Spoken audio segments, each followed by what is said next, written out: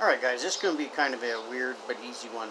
A lot of people have been asking me how I do my potting mix. And it's pretty much the same for outside as inside because I add natural soil. And I know a lot of people frown on that, but okay.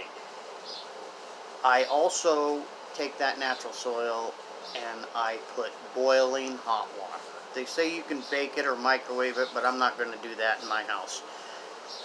I like living, so we'll stick with the boiling water. I can take that outside and do it. Okay, what I do is I use half peat moss, half compost, and I prefer my own, because I do leaf compost type mix. But when I'm out, and I buy steer manure. I try to find the chicken manure because I prefer it a little better. It lasts longer because you don't need as much. Now, when I do steer manure, I do 50-50. I do half of the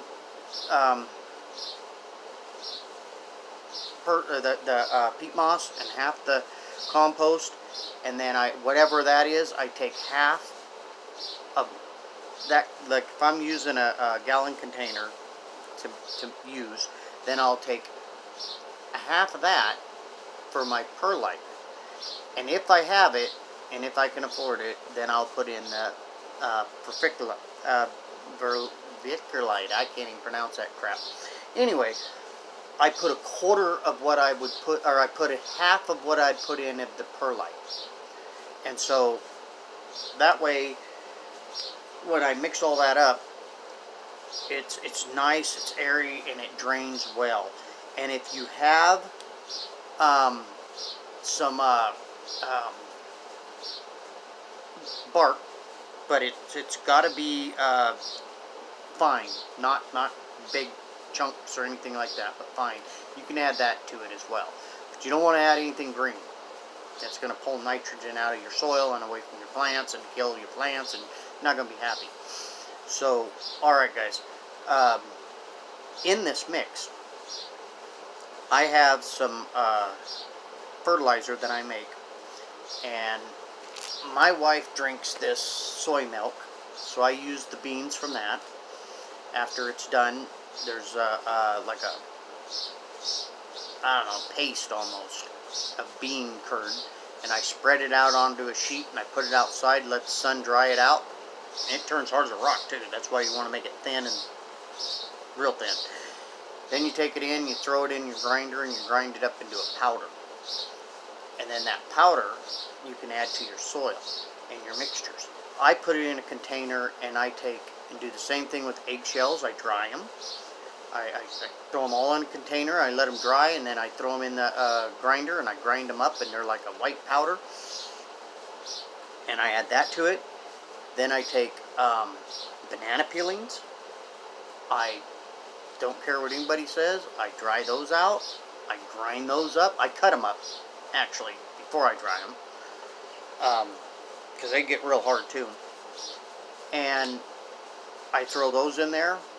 And then years ago, I had a bag of organic fertilizer, and I dumped it in there too. So I'm not sure what that is, but I just buy whatever organic fertilizer I can find, and that's what I throw in. And it seems to work. And if you look at my plants, they're doing really well, especially after what we went through this year on the 2 freezes that knocked everything off plants, all their leaves, killed all my tomato plants except 4, all my pepper plants except a couple, and then I had to start most of them over again. I started the tomatoes, but I just let off on the peppers. I kept the jalapeno and stuff that made it, and I've got habanero and jalapeno that made it, so I'm good to go. Habanero go a long ways. I like it hot, but man, they're real hot. Okay guys, this is kind of like a potting mix for dummies. If you have any questions, just ask. Subscribe to our channel. We'll have more of what you've seen, more with Sarge, more with Frenchie, and if you guys have anything that you need help with, just let me know. And one of the things I do want to tell you guys, that on my compost, my tea that I make with the leaves and stuff, a lot of people think that that's going to burn your plants. But maybe if I get enough people asking, I will show you an example of, I have a tester, and I'm not sure exactly how this thing works. It's supposed to be like 1,000,000 parts per gallon or something. I'm not sure. But it tells you, it reads out how many parts are in there per million or something. So I stick it into this tea, and it reads slightly higher than what my fish tank right here reads, the aquarium. And so you tell me, that is not going to burn your plants unless you dump the whole thing on it and drown your plant, because the water out of that tank is one of the best things to water your plants with. And when I do a half a tank exchange, that's exactly what I do with it. I pull it out, put it in a 5-gallon bucket, take it outside and water plants. And it's the same as pretty much as my tea, because I mean, your tea is black and it looks like crap, and but it's barely above that. That reads between 1,000 to 1,200, depending on, if I clean the filter.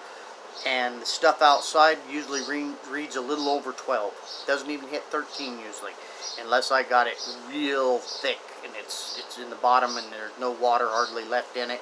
Then it might get a little stiffer, but I always mix water with mine anyway when I'm giving it to the plants. I have a 2-gallon container, and I do half and then half water. And then I always throw a shot of when I fertilize, and I always throw a shot of the fish mulch in there.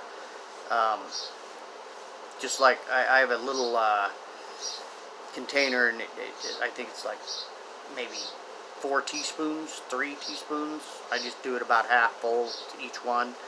I don't know what it is for sure. It might only be a couple of teaspoons. But that's how I like to fertilize them. Alright guys, we're going to try this. Give us some likes, give us some, subscribe to our channel, and we'll do some more for you. Alright, thank you.